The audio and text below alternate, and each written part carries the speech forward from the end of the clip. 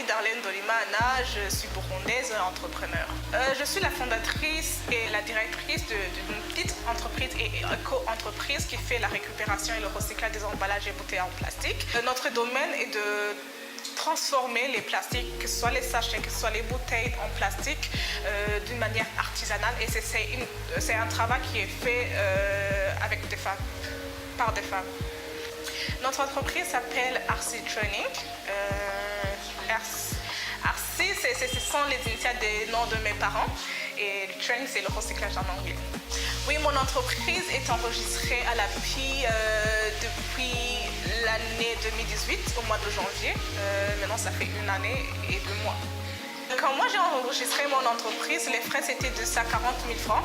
Moi, quand j'ai commencé, je travaillais dans l'informel parce que je ne pouvais pas avoir ces 140 000 francs à côté de mon capital. Mais à un certain moment, je me suis dit, il y a des marchés que je ne pouvais pas avoir parce que je n'avais pas de NIF. Je me dis, c'est le prix à payer pour peut être légal, pour avoir beaucoup plus de marchés et voilà. C'est pas du tout facile, c'est pourquoi 80% des entrepreneurs, ça vaut le coup parce que travailler dans l'informel, il y a, comme je l'ai dit, il y a cette barrière de n'avoir pas beaucoup de marchés parce que tu ne peux pas soumettre quelque part sans que tu aies un NIF. S'il est possible de ne pas exiger quelques frais, ce serait bien.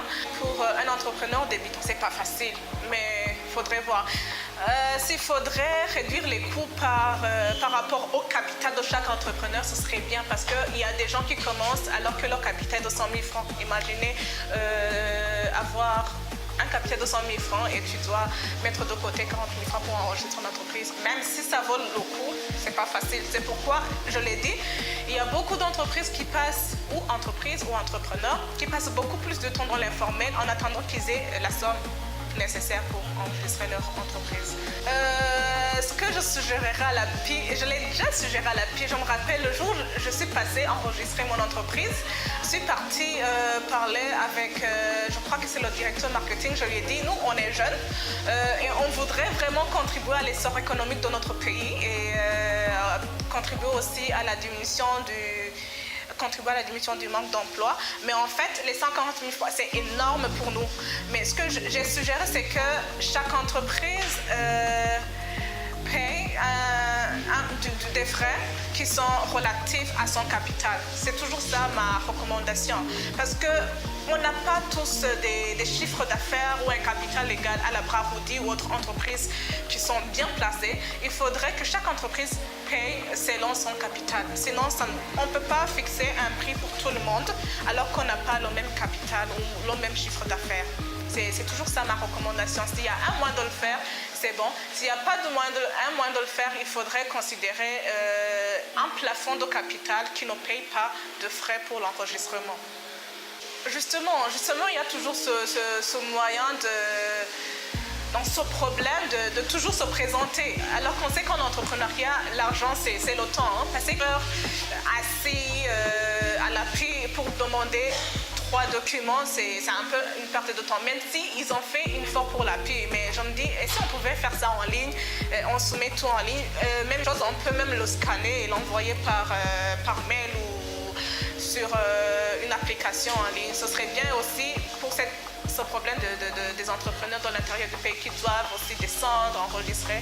S'il y avait aussi moyen de décentraliser l'appui pour qu'il y ait des agences d'appui dans chaque commune du pays, ce serait aussi bien. Et avant qu'on arrive à l'étape d'avoir une application en ligne pour enregistrer son entreprise. Ah oui, il y avait l'argent de transport, il y avait... même si c'est pas grand chose, il y avait l'argent pour photocopier aussi.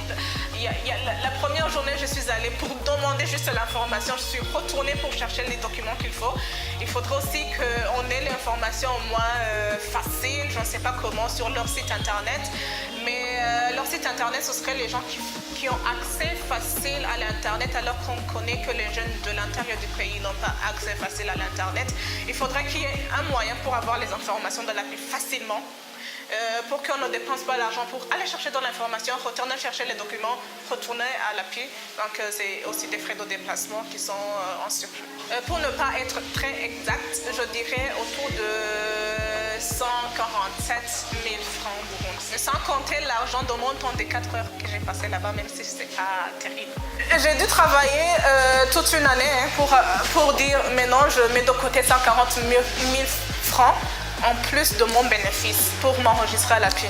Il m'a pris une année dans l'informel pour mettre de côté les 140 000 francs et avoir un bénéfice qui me permet de payer toutes les charges de l'entreprise ou de mon entreprise en devenir.